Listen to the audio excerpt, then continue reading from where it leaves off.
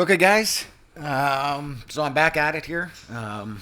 Seem to be full of really bad decision making capabilities, and this is the beginning of it. So, welcome to the most riveting corners of YouTube for content that you can find. Um, anyway, I decided that I was going to be putting some exhaust tape on here. And I think I've used exhaust tape in the past when I had beater cars and they had holes in the exhaust. And I remember it being pretty simple and it going fairly well. And that's not what's about to happen here. So, in this episode, you're going to see a bunch of errors.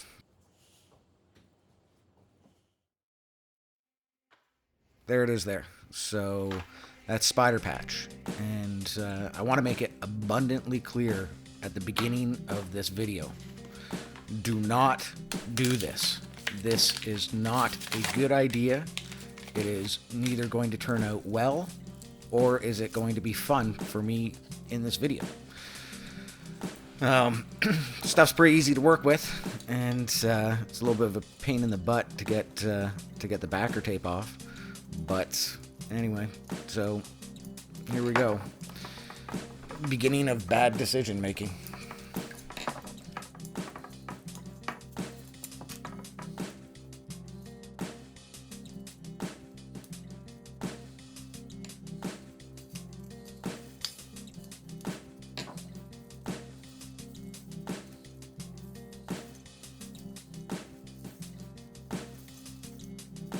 And watching the next video. In the next video, I will be showing you how to spray diesel all across the inside of the hard case.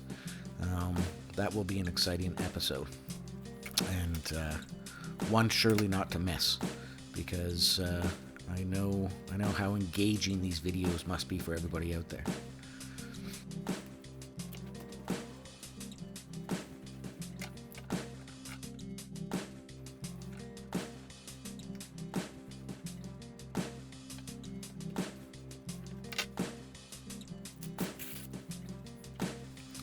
There you go, big fella.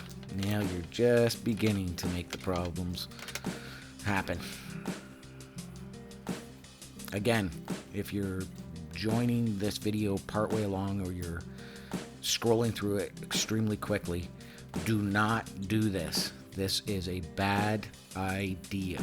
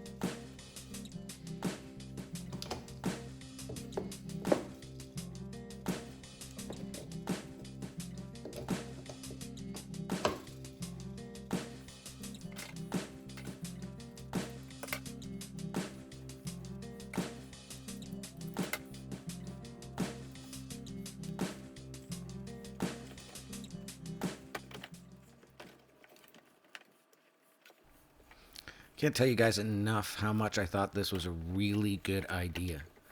I thought sealing the entire exhaust system was really, really smart. And it turns out that it wasn't.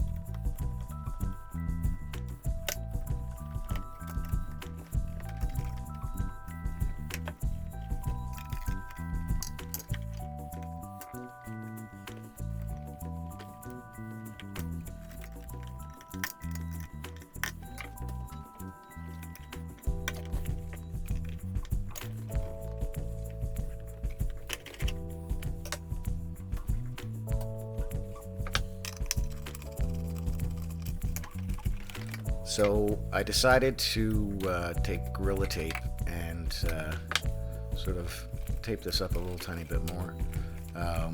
Off camera, I did actually tape the entire cold air intake from the heater to the outside of the case. I taped it all up, undid the clamps, and then redid the clamps. And I just wanted to make sure that the cold air intake was really, really sealed for the most part. And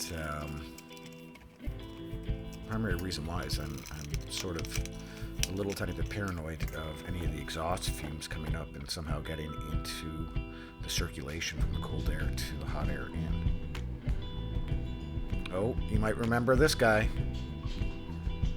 That's Woody from the first episode. He was with me during our soldering debacle, and that's what we're leading into now. However, I will say this time it went much better. So I decided to increase the length of the electrical harness, and off to a really great start. And this is some of my least favorite things to do in the world. So I had a few bumps in the roads. Nothing as bad as the first time. You can definitely tell that this is not why somebody would ever choose a profession that has soldering. I have no idea.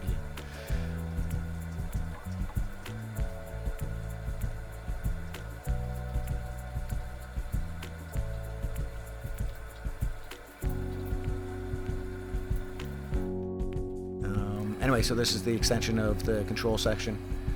This side actually goes really, really well. I think I sort of figured it out at this point. There's a couple hiccups, mostly me forgetting to put the shrink tube on before I solder them. And I think I did that twice this time. This stuff soldered really, really quite easily. I think the larger the gauge of wire, the more difficult it is to solder. But yeah, for the most part, this went pretty good comparative to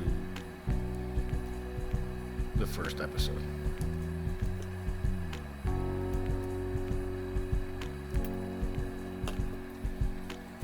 I think this is one of the ones where I forgot to put the shrink tube on. Yay!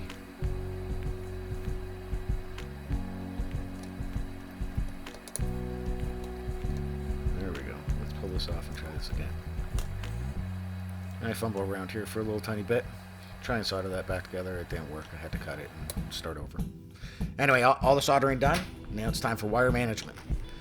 So I just picked this up at Canadian Tire. I'm going to have to get a little tiny bit more. I was about 2 feet short. This goes pretty quick. I will say it's a little tiny bit daunting. That stuff chews up your fingers pretty good too. It's just sharp plastic edges. But yeah, for the most part, this went pretty quick. I'll have to pick up some more of it. I think it's a wise idea. It keeps everything really nice and tidy. So I'm just temporarily finishing this up here, and that's basically where the controller comes out. Oh, here we go. You want to know how sticky this stuff is? This stuff is ridiculous. It sticks to everything.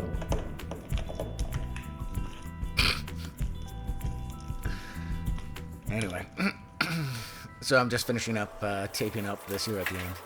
And that's the end I'm going to have to add another couple of feet onto. I'll pick that up next time I'm in town. And so it'll be fully enclosed when I do take it out to do field testing.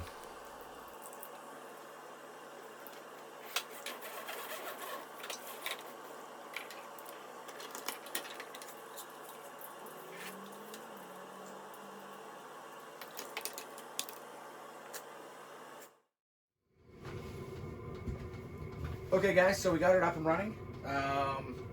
That controller is a little bit of a nightmare. I really don't understand it. I've had this thing running several times, and quite frankly, I can't tell you how I got it running. It's that controller defies all logic and reasonable understanding of the known universe. Um, anyway, so preliminarily speaking, with the battery pack and some tests I did last night, I didn't get that on camera, is that set on low, the lowest possible setting, is that you'll get somewhere around 90 hours out of it. The medium setting was somewhere around 40 to 45 hours, and the high setting, you're basically somewhere between 12 and 15 hours worth of runtime off the battery pack. Now, that's pretty exceptional. The high setting, by the way, I can never imagine using that high setting.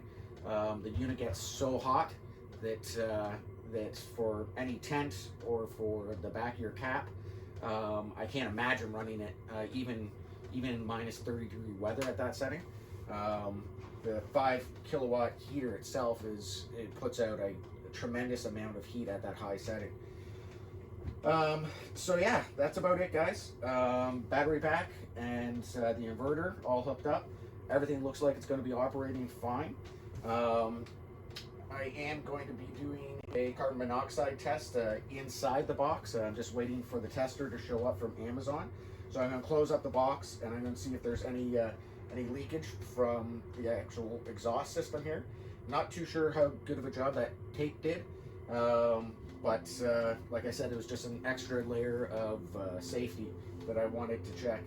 I will be sort of taking a look at this cold air intake. I don't really like the way that it's bent down here, and so I might be ending up putting some Gorilla Tape around that as well. I might do the entire thing just to ensure the fact that there's a really good seal. And the other possibility that I might do is I might end up putting a vent either in this side just to allow some air flow in, or I might actually add a exhaust fan from a computer. Don't know if it's necessary. I don't think it will be necessary, but I think I will probably put a vent in here. Anyway, that's it, guys. Thanks for watching, and I'll talk to you guys soon. So I set this shot up just to let it sit there and run for a second, and while I was looking through the camera, I noticed something. And you'll see that coming up here in a second. Cautionary tale when you do a tabletop with something that's gas powered. So, exhaust, and the side of the aim tom. Very good, well done. Anyway, thanks guys, and watch the next video where I show you how to spray diesel fuel all throughout a hard case. Cheers.